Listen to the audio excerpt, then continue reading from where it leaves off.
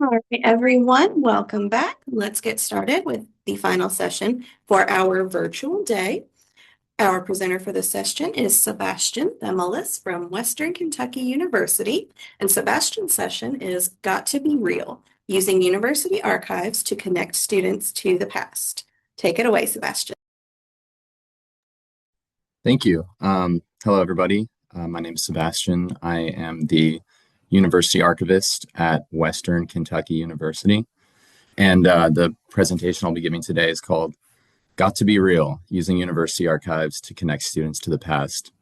A note on the title, I have a coworker who she swears by this. She says, whenever you're doing a presentation or publishing anything, she's like, I always try to think of a song title that goes with the presentation to put into the title of the presentation. So I was thinking like using archives to make history real, make it feel real. It's got to be real. And then I heard the horn line from the Evelyn Champagne King disco hit, "Got to Be Real," just playing in my head. So yeah, that's where that comes from. If anybody noticed, then you have good taste in music. But yeah, let's get into it. So just a bit about me. Like I said, I'm the university archivist and an assistant professor at Western Kentucky University. I threw my email in there. I'll also have it up at the end of the presentation. If you want to email me any questions or comments or anything, please feel free. And just a brief kind of roadmap of today's session. So I'll be talking, I'll give some background about Western and about the archives at Western, because it's been a period of a lot of change and a lot of growth, and I think that's important to the context of what I'll be talking about. I'll then get into a bit of the history aspect of the presentation, sort of the story that I uncovered through archival research about the protest movements on our campus during the civil rights period in the late 60s and early 70s. I'm going to talk a bit about the primary sources that I found and the different sort of historical narratives that became apparent through that, and then how I tried my best to incorporate that into a workshop for an honors college class. Going to talk about how the workshop went, what I did, and then about how we gathered feedback, what that feedback looked like, and some of my takeaways from the whole experience. And hopefully there'll be something that you all can take away from it as well, and something that you can incorporate into your work in the future. And also, I have a dog. If you hear some barking in the background, hopefully she doesn't yell, but she's been yelling a bit this morning, so hopefully not. Yeah, so to just get started, Western Kentucky University, we are a public university in Bowling Green, Kentucky. I'm sure you're all familiar, but I figured I would just do this overview. Bowling Green is the third largest city in Kentucky, and it's an interesting place. I'm not from Bowling Green. I'm not from Kentucky originally, in fact, and so when you're in Bowling Green and you speak to people who are from cities that are bigger than Bowling Green, they'll tell you it feels really small and really like small town, rural sort of vibe. But if you speak to people who are from places that are smaller than Bowling Green, they'll tell you, oh, this is the big city. This is where everything's happening. This is where we go if we want to go out on a weekend, or if you go to a nice restaurant, like this is where we go. And that kind of dichotomy, there's like a rubbing up against one another of very different types of people, I think makes Bowling Green really unique. And I think that the university really contributes to that. You see the numbers there, 15,920 students in a city of almost 80,000. And I think, I'm not not that you have to be a mathematician to calculate percentages, but I think it's just under 20% of the population of the town is students, and that's pretty significant. Makes up a pretty significant like proportion of people, but then also just changes things around as a town. And the university was founded in 1906 sort of slowly brought together lots of smaller universities and colleges, technical schools and normal schools, that sort of thing, and then became known as we know it now as Western Kentucky University in 1966, which was right before, really just as a lot of these events that I'll be talking about started unfolding. And so I think that's also important to think about, that the university was relatively pretty young. So the archives, what is the archive? What happens there? What's even in there? Very common question that I'm from not even just from students and faculty and people, but from librarians as well. And so this is our collection development policy. It's pretty bland, but essentially what I tell people is, if it happened at Western, it belongs in the archives. It's our repository of our history. It's where we preserve what happened here, and who we are. And so, we get our records mainly from transfers within the university, but we get a lot of donations as well. There's a fun picture of me with a bunch of boxes that I had just moved previously that day, feeling very proud of moving all of those. So the archives we've been in a state of flux for a while, and I'm very new to the archives. I am new to Bowling Green and to Western. I only started working at the university in February. It was actually supposed to be January, but there was a big snowstorm, so it got delayed by about a week and a half, if you all remember. But yeah, so I only started in February, and so I'm brand new. And I started this position where we were in the middle of this big moving project, and essentially 2/3 of the collection was in an offsite location being housed temporarily while we were preparing the main space. And what that meant for me was that there was some material that I just couldn't physically get access to. There was stuff that I just wasn't able to get to it. I knew that we had it, but I wasn't able to retrieve it for the class. And I'm also brand new to, I'm brand new to the region. I'm brand new to the university. So I'm learning a lot as I'm working on developing this workshop, doing this history. And it was really helpful for me as a brand new faculty member, also someone who's new to Kentucky, just to learn more about our history and about, the local history of where I live and work. And another important aspect is that previously the archivist position had been a staff position. So as a staff member, the archivist was not really required to do as much teaching and as instruction. And so when I came onto the job, this was like a really kind of like a new thing, or something that hadn't been in place for a long time, where the archivist and the archival material, the archivist, me, was supposed to be doing a lot more instruction and using archival material in instruction. And so that was something that was on my mind as I was starting this job, as I was going through the archives for the first time, looking through these boxes and thinking to myself, how might this be used in an instruction setting? And so the class came about very serendipitously. My first week, maybe my second week, but really right at the beginning there, I got an email from a professor, and she said, "Hey, I'm teaching this class. It's called Honor 300, History of Higher Ed in the United States." And she didn't even have a specific time period thought of yet. She was just like, I want to do something where we bring in some stuff from the archives and show it to the kids, something to kind of, talk about our, our local history and try to connect it to some of these larger topics that we're gonna, more national topics that we'll be researching in class. And so I thought, oh, this is a really cool idea. It literally fits perfectly. If there's one class that a university archive can have material for, it's a class about the history of higher education. So I met with her, and we started talking about different ideas, different periods of time. that they cover in the class that we could have some interesting records about.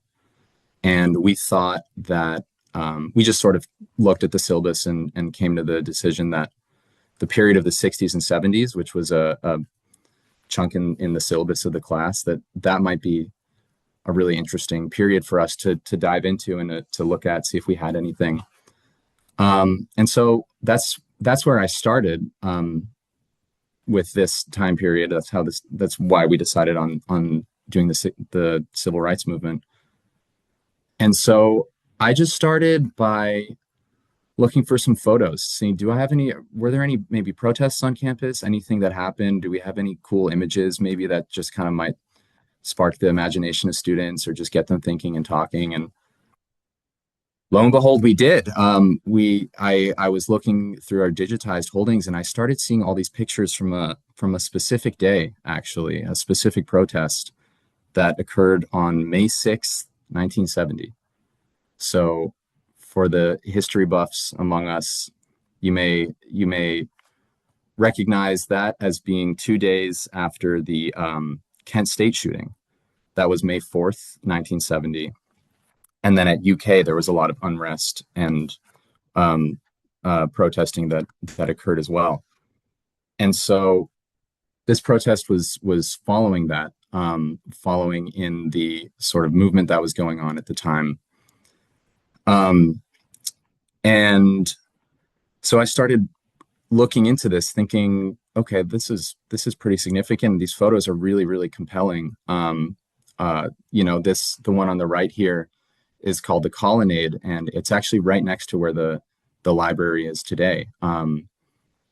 It's a very familiar part of campus. Students at Western would like immediately recognize this location, and so started thinking, okay, where can I find more information about this? Probably the newspaper, our campus newspaper. We have all of those digitized, and so definitely, if there's a huge protest out on the Colonnade, there'd be some articles about it. And there were a lot of articles about it.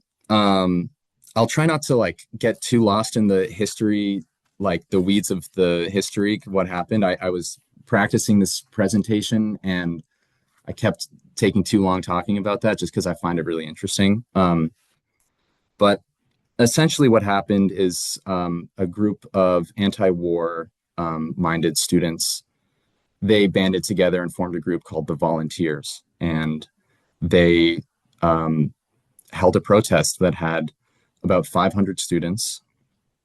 The first day, May 6th, was the biggest day, but protests continued for about a week or two afterwards. There were sit-ins, and the protesters made a lot of demands to the university administration.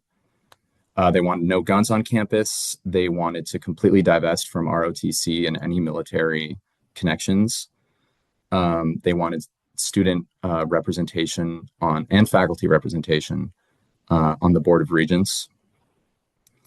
And they wanted the president of the university, whose name was Downing, they wanted him to write a letter to President Nixon. And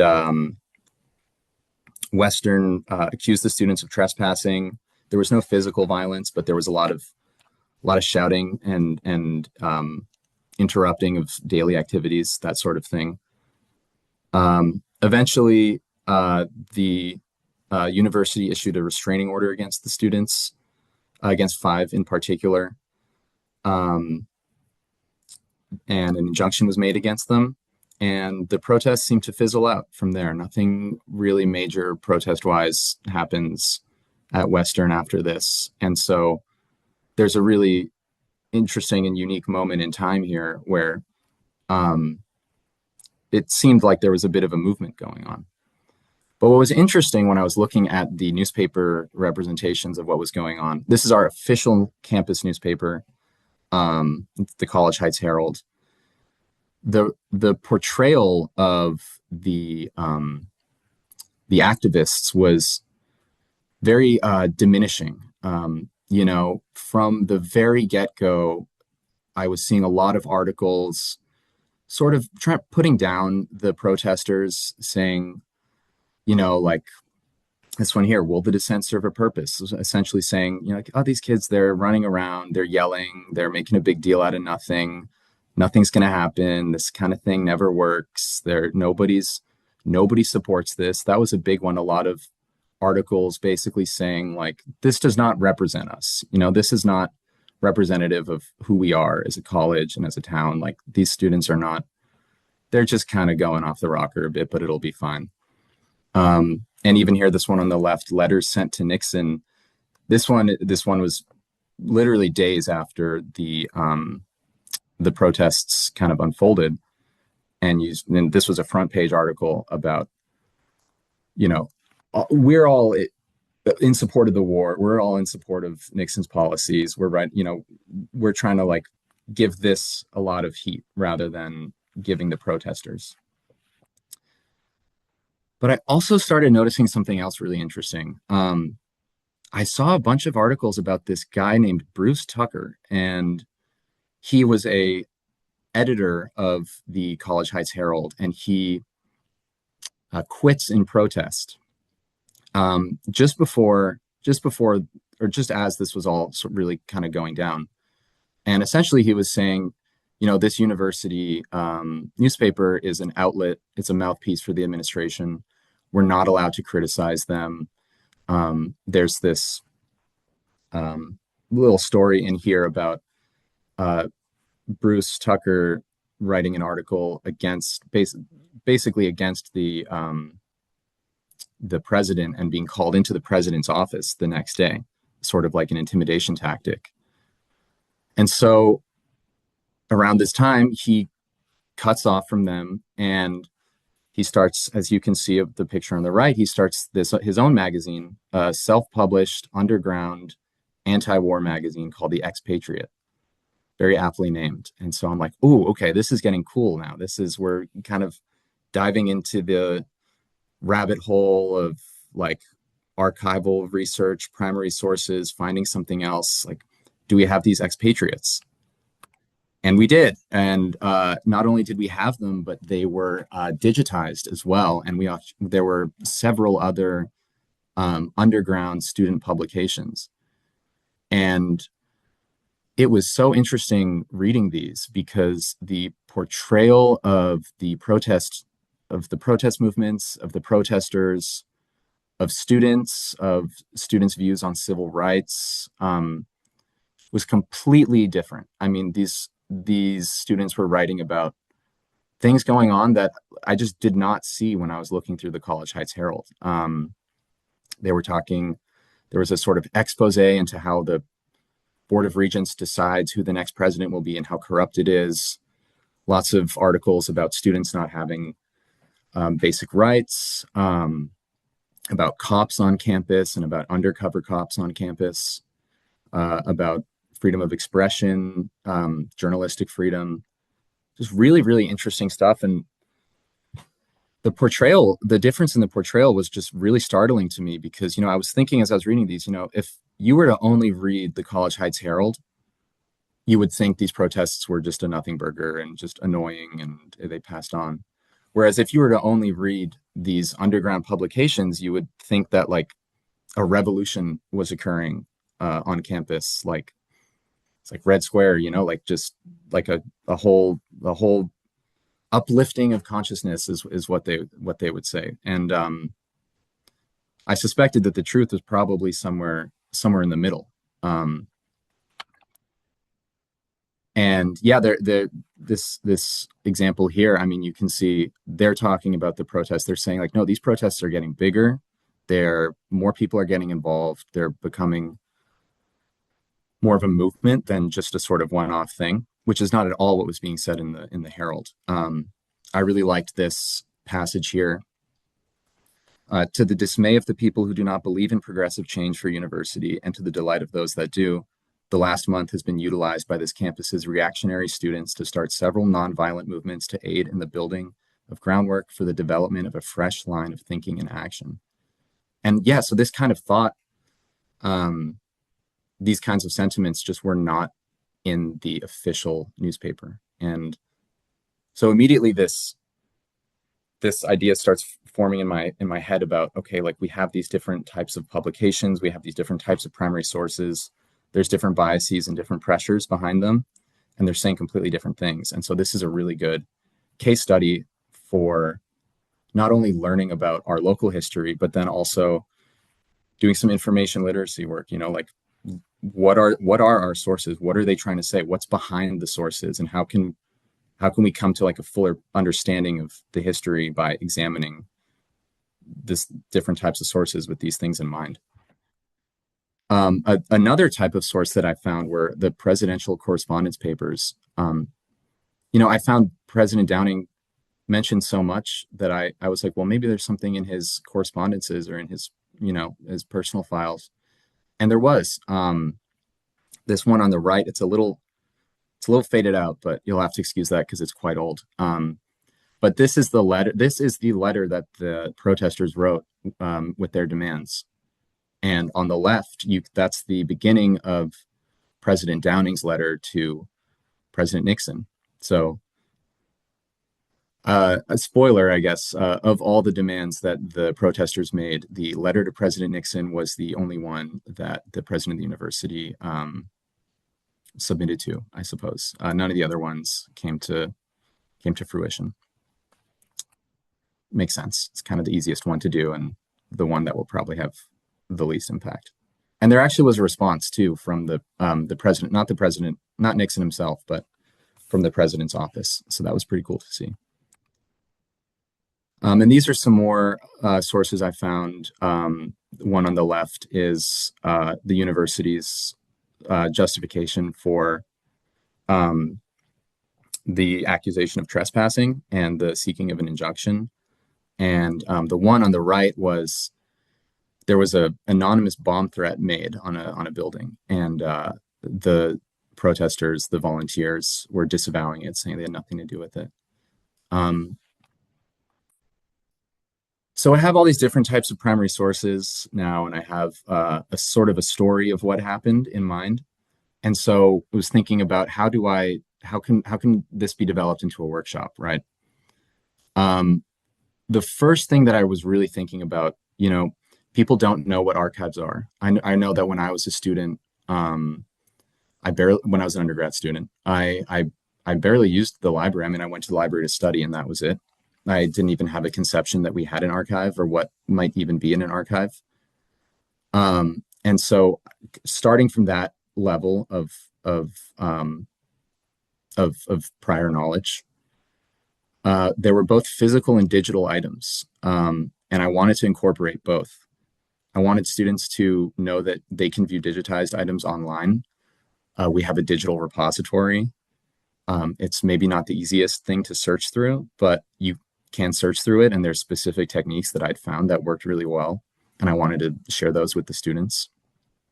The different types of primary sources, I mean, this was really kind of the heart of it, thinking about who created this, for whom, what did the creator want readers to believe, what was explicitly said versus what was implied, like how are the editorial pieces different from the more straight news pieces, and can you like parse out some like implications that the writers of the hard news pieces maybe wanted the reader to get, and what are the pressures that shape the publication? I mean, the main underground newspaper was written by somebody who resigned in protest from the official college newspaper. He's got some biases, and whether you agree with him or not, like that's still a bias, and that's important to know while you're reading. So logistically, the space we were in was the special collections classroom. It's a medium-sized classroom in the special collections reading room. It's got small tables, usually about 2 to 4 students per table. And this class only had 10 students. And that was great for me because this was the first class this was my first sort of solo workshop class. So having only 10 students made it a bit less intimidating. There were tables on which I could place items, and then a projector that I could connect my laptop to.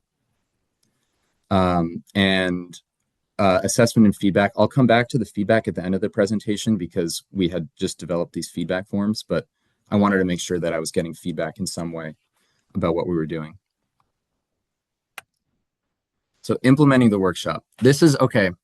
I wish I had taken photos during it. I was not thinking that I didn't even cross my mind that I would maybe even need to take a photo or document anything like that while I was doing the workshop. I didn't know that I would be making a presentation about it. So unfortunately, I don't have any photos from the workshop itself. I just have some more photos of some of those digitized archival items. This one comes from one of the underground magazines, and it's just so cool to see. I mean, this is a student published magazine, and the production quality is just really, really good. I mean, it's just beautiful, like calligraphy and graphic design on these. Very striking, and was really excited to have the students see these. So when the workshop actually started, students were sat at small tables. They brought only their laptops in with them. The Special Collections Reading Room has some specific policies around bringing in food and drinks and having bag. You're not allowed to bring your bag in. There are lockers that you can put your bag in. So logistically, that's kind of what was going on. Students were at these small tables, about 2 to 4, and just had their laptops with them. Before the class, I arranged the physical materials so that they'd have a few of each type on each table. All of the College Heights Herald, the official newspaper, those were all digitized. And there were so many that if I brought them in, it would just be too much stuff. And so I started just sort of as a lecture, really from the basics, talking about like, do you guys know what an archive is? Have you ever been in the Special Collections Reading Room before? Have you ever used special collections or archives at all? And the answer to all of those questions was a resounding no. So I was just talking to them a bit about some of those things, like what is our archive? What would be in our archive? Did you know that a lot of our archival material is digitized and you can access it online whenever you want, wherever you are? And they didn't know they didn't know that we had a digital repository. They had never, most of them had never used it before.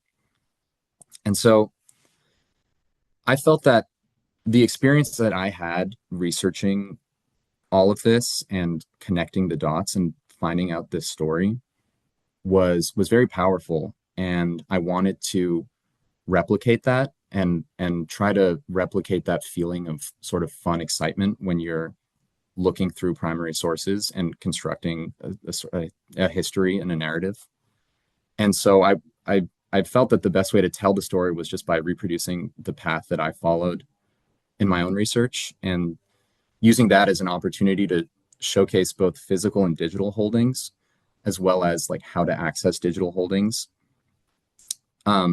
So with the students following along on their laptops, I demoed some targeted searches that I used to find photos in newspapers, and I had the students doing it along with me. And I did that because I feel myself as a learner, if someone does something in front of me that I then have to do, I'm never able to do it. But if somebody is doing something and I'm doing it at the same time as them, then I'm able to just pick it up a lot easier. You know, if it's like I'm thinking about when my mom tried to teach me how to knit and was just showing me, and I'm like, I'm not going to be able to do that. But if I'm doing it along with her, then it helps.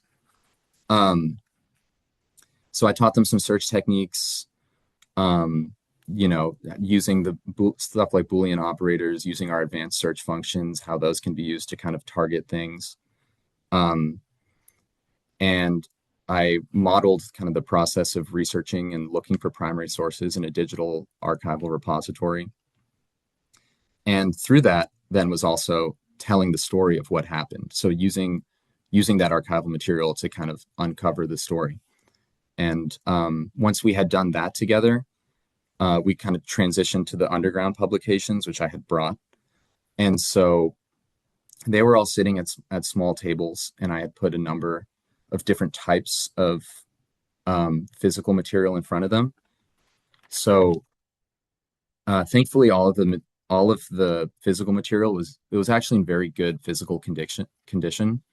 So uh, it was a pretty simple tutorial for basic kind of handling procedures with old material.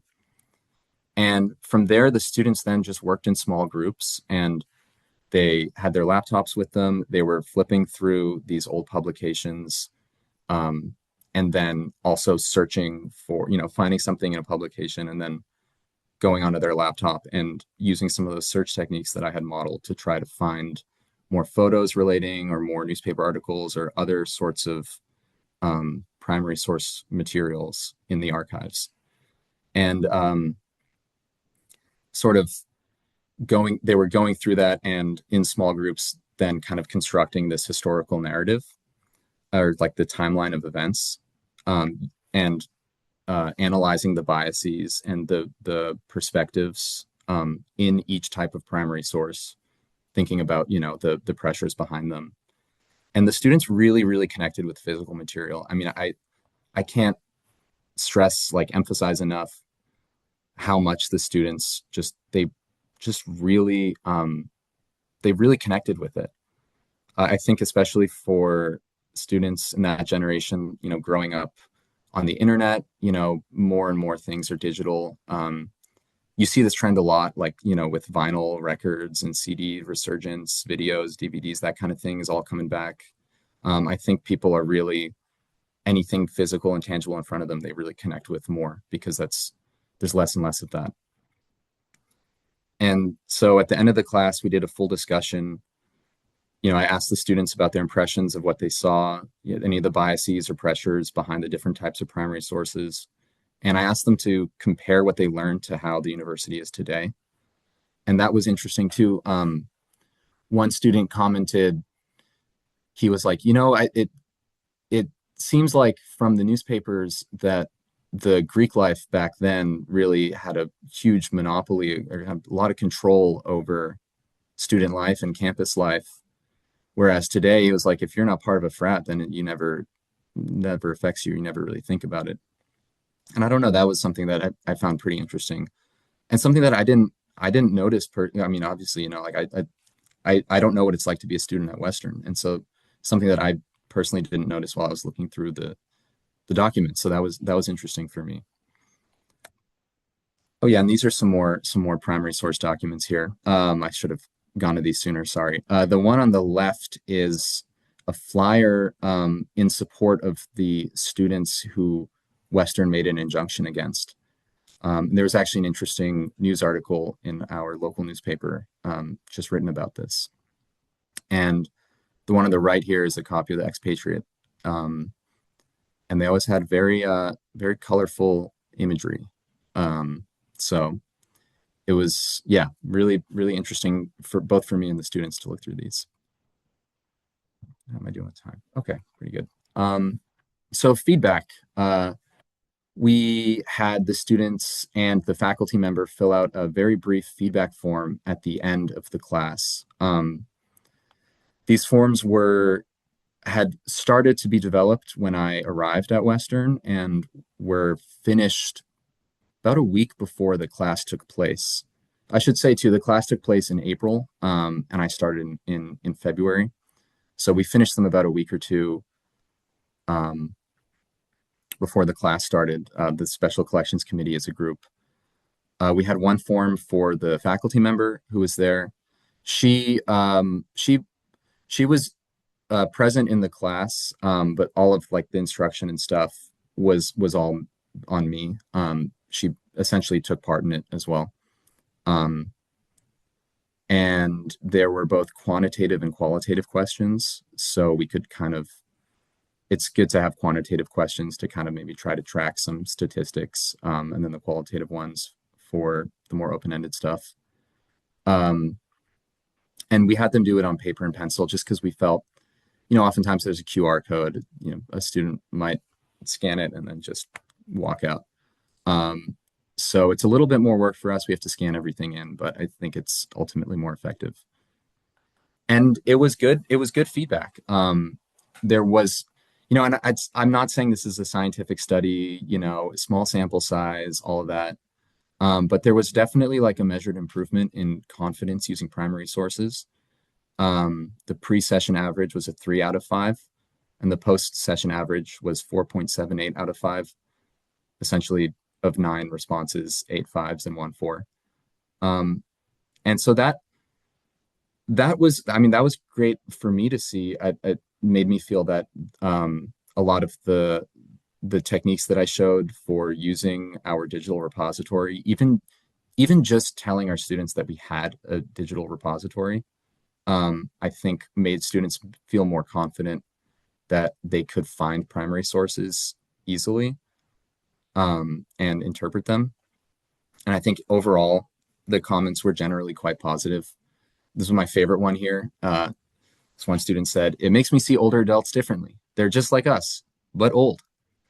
And that's really funny. And, but also, like, if I could distill the sense that I was trying to give students, like what I was trying to impart in one sentence or 2 sentences, it's that they're just like us, but old, because that kind of is what it comes down to at the end. It's like, that's when history feels real, when you see something in an archive or just anywhere from 10, 100, 1,000 years ago, somebody does something or writes about a way that they're feeling, in a way that you just really resonate with. And it's like, wow, that was so long ago, but I feel the same way or I do the same thing. That's really powerful.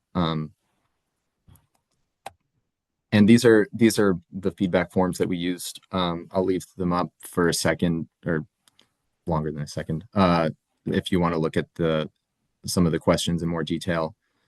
The one on the left is for the faculty, and the one on the right is for students.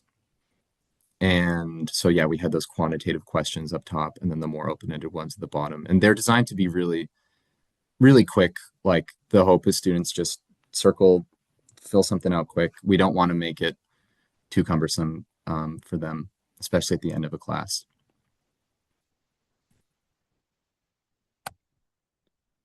So what worked and what didn't? If I'm thinking about what worked and trying to kind of synthesize it all, these were kind of the 5 main components that I think worked well and were effective.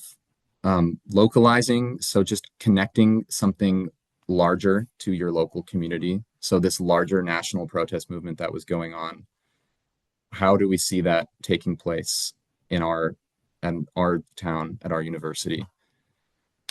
Comparing the different types of sources, right? So placing the official newspaper besides the underground publications, besides the administrative files, looking at these different types of primary sources, and then contextualizing them. So examining the creator, the intended audience, the purpose, funding, where's the funding?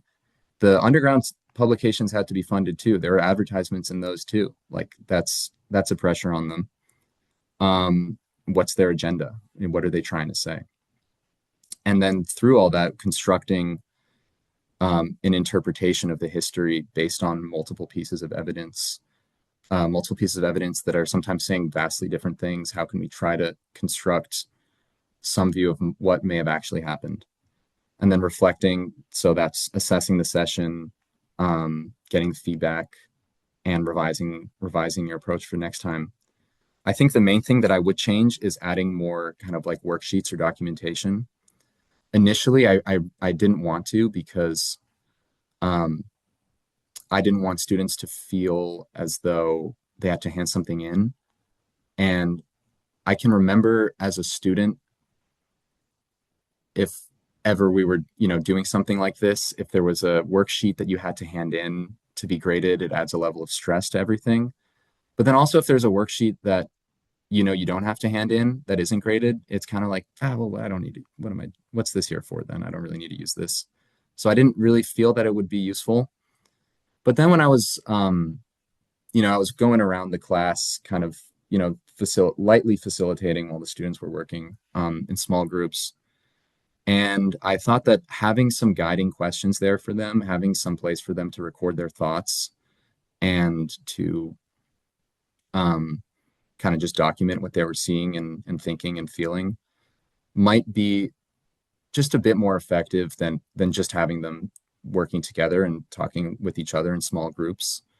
Maybe it could be just one worksheet, one sheet for the whole group, a thing like that where there's some guiding questions and for them. And also documentation for me as a faculty member, having some kind of documentation of what I was having the students think about, what I was having them do would be helpful. Um, and then on the feedback form, a lot of students were like, this was great, this was really interesting, it helped me learn a lot, but I would have liked to kind of research the stuff that I'm interested in too. And truthfully, I didn't quite know how to incorporate that research or how to incorporate that feedback because, this was a class, a very specific class about a very specific topic. And I didn't know how to incorporate. Now look up whatever you want into it. I think if I'm doing a similar workshop like this, but it's less specific, it's maybe just kind of like, here's what university archives is and how to search through them. Then I could have a period there where, I show them those things and then I say, now use that to research something that you're interested in. So I could do that going forward. But I mean, if anyone's got any suggestions or ideas, I'm all ears. And yeah, that's it. Cool. We're doing well on time. I should have some time for questions. I had like a little question prompt here, but please feel free to just ask or talk about whatever you'd like. There's another protest photo there on the right and my email as well. So I'll leave it with that. Thank you. Thank you. And we do have a couple things in the chat. Tessa asked, what are some other materials in your archives that you'd like to pull out in the future that would resonate with students? Oh yeah. Um, a crazy thing I found while doing this actually. So some of the underground publications were political, but some of them were more just like artistically, we don't feel we can express ourselves. So they wanted an outlet to write, publish short stories or poetry or art, things like that. And I actually found in one of them some writing from none other than John Carpenter, who was a student at Western for 1968 and 1969. And I found some writing that he did. It was a short story about an evil clown on a beach in the middle of the night, and kind of like presaging a lot of his film work. Um, that's something that I want to do something with that. It's not digitized, or anything. I don't know what I want to do with that, but that one's been I've been keeping that. I put a pin in that in my head. But we've got a lot of really cool posters. We just moved everything actually, and so in the offsite location, there was a lot of really cool physical material, like not just records, but like just random stuff, honestly, just really cool, interesting, random stuff. We have our mascot is Big Red, and I found a bunch of pins of Big Red from over the years, and you can kind of see how his design changes. So maybe something about like how our mascot has changed over time. There's just so many ideas. It feels like every day I see something cool in the archive, and I'm like, let's do that. So That is really awesome. Thank you. Yeah, I'm the history liaison librarian, so I've been history nerding throughout this presentation, so I appreciate that. oh, Thank cool, you. Uh, awesome. right. Oh, Rachel, you can go ahead and unmute and ask your question. Hi, I'm Rachel. I actually grew up running around on WKU's campus, and I'm from Scottsville. So, like, yes, we for prom we drive to the Olive Garden for supper, and then we drive back. So I definitely know that city. And you're not from Kentucky, are you? I kind of No. get Pacific Northwest vibes from you. Yeah. I'm actually, well, I'm from Boston originally, Yeah. but I'm on my summer break right now, and my family, they all moved to Seattle years ago. So I'm actually in Seattle right now. Oh, okay. Well, cool. Um, so that was probably a wild transition for you, um, going from somewhere big and liberal to Bowling Green. And Kentucky, I know its connotations. Um, did this project, I guess, change kind of the way you look at at Bowling Green and Western? That's a great question. Did it change?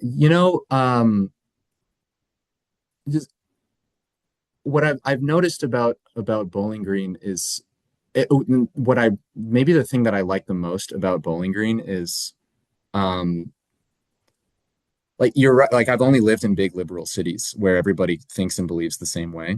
Um and it's pretty safe and like ideologically it's pretty safe. I mean, and there's not really like debate about things, I guess. And in Bowling Green, you get people like me who've grown up in places like where I have and who moved to Bowling Green to work at the university.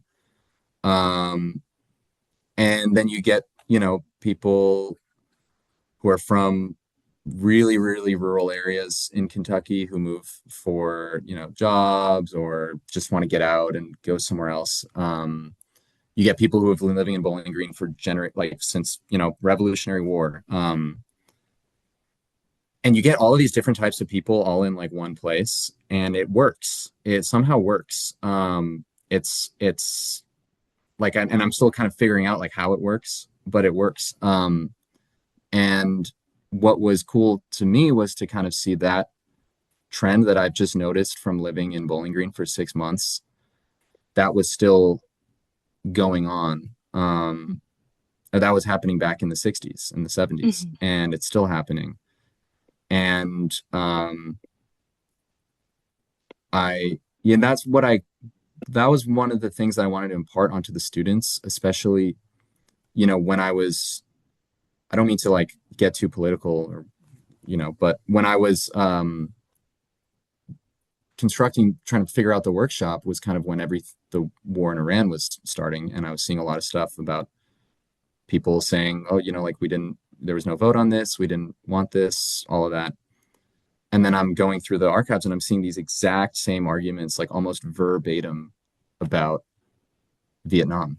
Um, you know, and it was just kind of like, geez, like nothing changes, huh? Like it's just over and over and over again. And often I think that like young activist types feel that like they may like we're the first ones to have like reached this conclusion or to like feel this way about this thing. Like before us, it was all everyone was going along with the line, but now we're changing it up.